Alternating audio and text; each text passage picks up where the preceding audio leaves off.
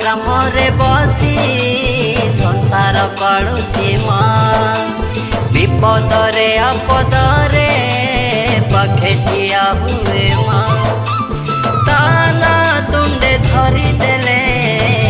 दुख जाए सारी जय माँ बांकेश्वरी मो माँ बांकेश्वरी डुम्बुला ग्राम रे बसी संसार पालुची माँ विपद रे आपद रे पाखे ठिया हुए माँ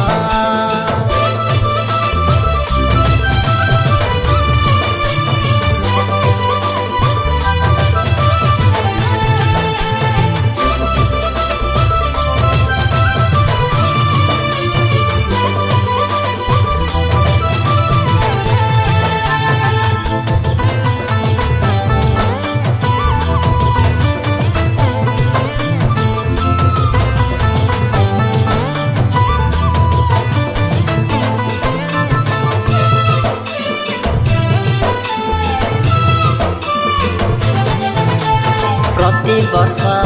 चैतरे तीन दिन धरे रोजा तारा हुए बोले चतुर्दिगे हुरे